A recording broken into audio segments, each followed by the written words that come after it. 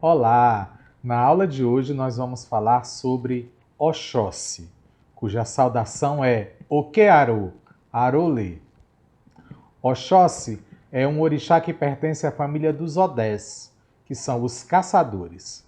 Esses orixás têm uma profunda ligação e muitas semelhanças entre si, sendo eles os guardiões da floresta e da caça. O culto desse orixá se tornou tão enraizado e conhecido que mesmo aqueles que não são iniciados no candomblé já ouviram falar desse orixá. Isso é explicado pelo fato dele estar relacionado com a fartura, com a alimentação, mas também com a liberdade, que era o objetivo principal dos negros africanos escravizados. E aí eles recorriam a Oxóssi em seus rituais, pedindo essa liberdade. Os caçadores, os Odés, tornaram-se aqueles que ajudaram o ser humano a reconhecer o que é comunidade. Foram eles que trouxeram a abundância, o progresso, a riqueza e também ensinaram ao homem como conseguir o seu sustento, sempre visualizando o futuro. Foram eles que criaram a caça, que foi a primeira forma de subsistência e de sobrevivência humana, que o homem conheceu para prover a si e aos seus com os alimentos necessários à vida. Vamos ver como é que Oxóssi se destacou como grande caçador a partir de uma lenda que se chama Oxóssi mata o pássaro das feiticeiras. Oxóssi mata o pássaro das feiticeiras. Todos os anos, para comemorar a colheita dos inhames, o rei de Leifé, a terra que se espalha, oferecia aos súditos uma grande festa. Naquele ano, a cerimônia transcorria normalmente, quando um pássaro de grandes asas pousou no telhado do palácio. O pássaro era monstruoso e aterrador. O povo, assustado, perguntava sobre sua origem. A ave fora enviada pelas feiticeiras, as Iami Oxorongá, nossas mães feiticeiras, ofendidas por não terem sido convidadas. O pássaro ameaçava o desenrolar das comemorações. O povo corria atemorizado. E o rei chamou os melhores caçadores do reino para abater a grande ave. De Idô veio Oxotogum com suas 20 flechas. De Morê veio Oxotogi com suas 40 flechas. De Ilarê veio Oxotadotá com suas 50 flechas. Nada conseguiram, entretanto, os 3 Odés. Gastaram suas flechas e fracassaram. Foram presos por ordem do rei. Finalmente, de Irém, veio Oxotocanxoxô, o caçador de uma só flecha. Se fracassasse, seria executado junto com os outros que o antecederam. Temendo pela vida do filho, a mãe do caçador foi a Babalaô, e ele recomendou à mãe desesperada fazer um ebó que agradasse às feiticeiras. A mãe de Oxotocanxoxô sacrificou então uma galinha. Nesse exato momento, Oxotocanxoxô tomou seu ofá, seu arco e flecha, apontou atentamente e disparou sua única flecha, e matou a terrível ave perniciosa. O sacrifício havia sido aceito. As Iami Oxorongá estavam apaziguadas. O caçador recebeu honrarias e metade das riquezas do reino. Os caçadores presos foram libertados e todos festejaram. Todos cantaram em louvor a Oxotocanxoxô. O caçador Oxô ficou muito popular. Cantavam em sua honra, chamando-o de Oxóssi, que na língua do lugar quer dizer o caçador Oxô é popular. Desde então, Oxóssi tem sido seu nome. Além de ser um exímio caçador, nós podemos dizer que Oxóssi foi o precursor do poder administrativo, o gestor da ordem nas matas e nas florestas, pois eram os caçadores, os odés, que guardavam as aldeias e as cidadelas dos ataques dos inimigos e dos animais. Para que eles pudessem agir assim, somente os caçadores mais poderosos de uma aldeia tinham o direito de usar armas. Oxóssi é considerado o orixá da riqueza, pois ele produz na caça, na pesca e na plantação aquilo que as pessoas precisam. Para isso, ele se une com o seu irmão Ogum, pois é ele quem produz as ferramentas que preparam a terra para o cultivo, mas também as ferramentas de defesa, as ferramentas de caça e as ferramentas da pesca. Oxóssi também se une a Oxoguian, pois ele é considerado senhor dos cereais. Precisa então deste outro orixá para o cultivo dos cereais de que tanto Oxóssi gosta e para o processamento desses cereais no pilão. Oxóssi tem ânsia de liberdade, tem vontade de conhecer, de desbravar, de conquistar novas terras. Ele se liga diretamente às terras virgens. Está sempre procurando terras novas para serem descobertas e habitadas por seu povo. Para a caça, novos rios para a pesca, novas terras para plantar. Ali, Oxóssi finca suas raízes, enquanto a caça e a pesca são favoráveis.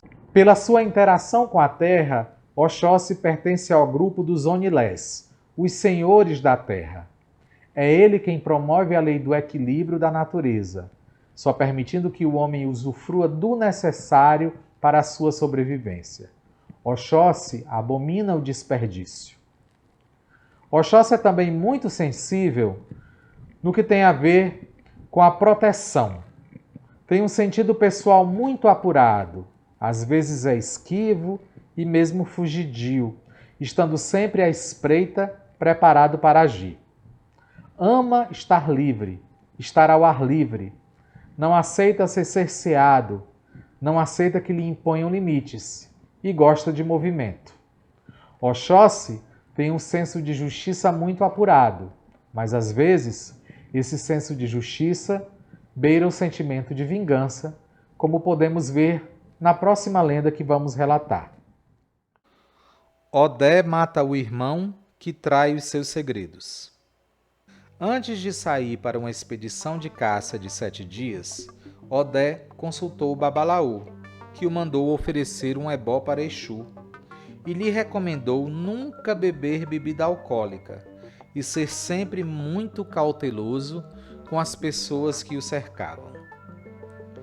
Bebida e inveja alheia podiam ser sua perdição. Acontece que o caçador tinha pressa e pouca atenção deu aos avisos do adivinho. Foi caçar. Quando entrou na mata, Odé avistou 3 cervos pacificamente descansando à sombra de um iroco. No momento em que ia disparar sua flecha, os cervos transformaram-se em 3 belas mulheres. Pasmo permaneceu escondido e observou que as mulheres traziam na mão peles de cervo. Elas esconderam as peles sob o iroco e partiram em direção ao mercado. Vendo-se sozinho, Odé apanhou as 3 peles e correu para casa, onde escondeu o produto do roubo. Odé foi em seguida ao mercado e lá encontrou as 3 mulheres, que cumprimentou com grande familiaridade. Elas se assustaram com tal familiaridade e fugiram. O caçador foi atrás, sem se deixar ver. Chegando junto ao iroco, elas não acharam as peles e ficaram desesperadas. Foi quando Odé apareceu e as saudou cerimoniosamente, logo elogiando-lhes a beleza. Elas estavam muito desconfiadas, mas Odé as acalmou com seu encanto e simpatia e conversaram amigavelmente por um bom tempo. Ele disse, por fim, que lhes devolveria as peles se concordassem em se casar com ele. Elas aceitaram, mas impuseram condições: não contar a ninguém nada referente à sua origem animal e respeitar o tabu de cada uma delas. Uma não podia comer nem ver preparar quiabo. A outra não podia ver água derramada no chão. A terceira não suportava lenha jogada aos seus pés. Eram estas suas quisilas, seus tabus. Odé concordou com as condições, casou com elas e as levou para casa. Foram morar todos com a grande família de Odé. As esposas eram amorosas e muito trabalhadoras. Tiveram muitos filhos que cresciam fortes e sadios. Odé estava feliz. Mas a inveja logo surgiu entre eles, e uma cunhada do caçador não se conformava com a harmonia que havia entre Odé e suas mulheres. Sentindo que havia algum segredo entre eles, ela convenceu seu marido a arrancar a verdade do irmão. O irmão de Odé sabia que o Babalaô lhe dissera que seu tabu era a bebida. Um dia, ele embebedou o irmão e Odé contou-lhe todos os segredos e tabus de suas mulheres. Até mostrou o lugar onde guardava as peles. A cunhada não esperou muito tempo para agir. No dia seguinte, Odé saiu para a caça, e quando as esposas de Odé voltavam juntas do mercado, encontraram a cunhada na cozinha, preparando uma enorme panela de quiabo. Deixando a panela no fogo, a malévola mulher foi ao quintal e trouxe um feixe de lenha, que deixou cair bem perto delas. Para completar, pegou um pote d'água e despejou no chão todo o conteúdo. As três mulheres queixavam-se em desespero e dor, enquanto a cunhada gritava para quem quisesse ouvir, que as três eram não mais que animais do mato, que as três mulheres eram cervos da floresta. Ela gritava e agitava no ar as peles, que surrupiara de onde Odé as escondera. As três esposas de Odé ficaram enlouquecidas e, tomando suas peles, fugiram dali, levando consigo os filhos de Odé, abandonando o lar do caçador para sempre. Quando Odé voltou para casa, deu-se conta de que perdera as esposas e os filhos, e logo descobriu que a trama toda fora perpetrada pelos próprios parentes. Inconformado, apercebeu-se da armadilha do irmão, que o embebedara, mesmo conhecendo seu tabu. Deu-se conta de como, erroneamente, confiara no irmão. Cada vez mais Odé perdia a cabeça. Deu-se conta do ebó que não fizera, que ainda devia a Exu. Mais e mais desesperado ficava Odé. Mais e mais crescia seu ódio contra o irmão. Odé experimentou no fundo do coração o amargo desejo de vingança. Atormentado e infeliz, Odé tomou do arco e flecha e matou o irmão traidor. Oxóssi possui grande relação com os espíritos que habitam as árvores, os iuins. Desses seres encantados, a gente pode encontrar a relação de Oxóssi com a ancestralidade. É por essa ligação que ele ficou conhecido e está também confirmado pelas lendas, que dizem que o primeiro ritual de passagem da vida para a morte, no caso o Axixê, foi realizado para um Oxóssi, para um Odé. Vamos ver como Oxóssi foi morar nos matos, como ele acabou escolhendo a mata, a floresta, como sua morada nessa lenda que conta a história do rapto de Oxóssi por Ossanha. Oxóssi é raptado por Ossanha. Oxóssi vivia com sua mãe Iemanjá e com seu irmão Ogum.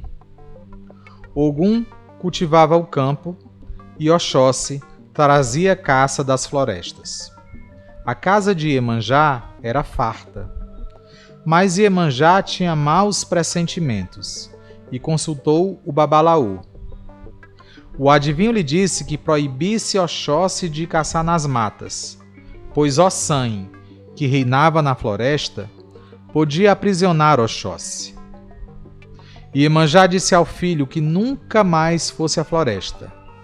Mas Oxóssi, o caçador, era muito independente e rejeitou os apelos da mãe. Continuou indo às caçadas. Um dia, ele encontrou Ossanhe, que lhe deu de beber um preparado. Oxóssi perdeu a memória.